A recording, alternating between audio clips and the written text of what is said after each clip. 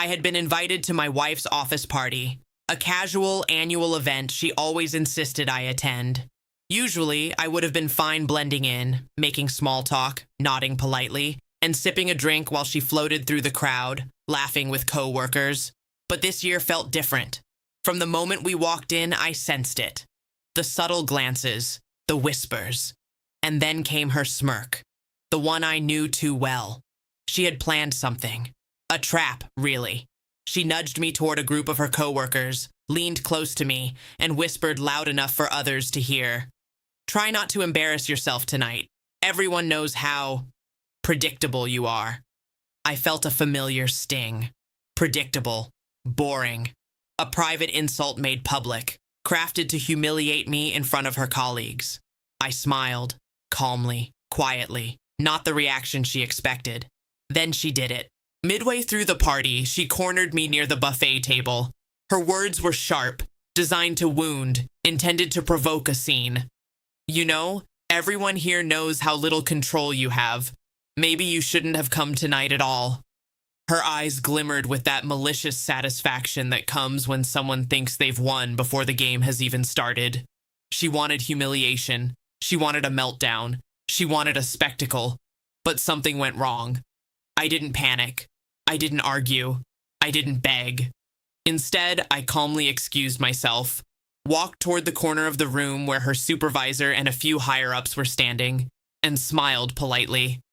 "Hi," I said, holding out my hand to her supervisor. "I wanted to thank you for organizing such a wonderful event. I hope you don't mind, but I've prepared a short overview of the project I've been working on with your team. I thought it might be helpful." Her smirk faltered. She had expected me to shrink, not to step confidently into the spotlight. Before she could intervene, I began explaining, calmly and clearly, a solution to a problem her team had been struggling with for months. A solution no one had proposed, one that directly affected a major client account. Her colleagues leaned in, eyes wide, nodding along. They were impressed. Her plan to humiliate me had backfired spectacularly. Instead of embarrassment, I had won admiration. Applause quietly spread around the room. Whispers turned from amusement to awe. She tried to regain control, attempting to interject, to redirect attention, to claim credit. But the facts were undeniable. The project, the solution, the insight, it was mine. And in that moment, the entire room saw her for what she had done. Petty, cruel, desperate to assert dominance in a space that didn't belong to her. By the end of the evening, she was pale, avoiding my gaze, unable to laugh off her plan. The humiliation she had intended for me had instead reflected back onto her.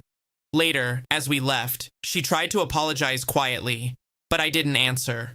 I had no need to. The lesson had already been delivered. Attempting to humiliate someone who is calm, prepared, and strategic is a gamble. And if you underestimate them, the outcome will be devastatingly ironic. The car ride home was silent. She realized that night she had miscalculated. She had believed her plan to expose my weakness would succeed. Instead, she revealed her own pettiness to everyone around her. Revenge, I thought quietly, doesn't always need to be loud. Sometimes it's the subtle inversion of power, the calm, confident presence in the face of someone else's cruelty, that speaks louder than any argument or confrontation. And at her office party that night, she learned exactly how dangerous underestimating someone can be.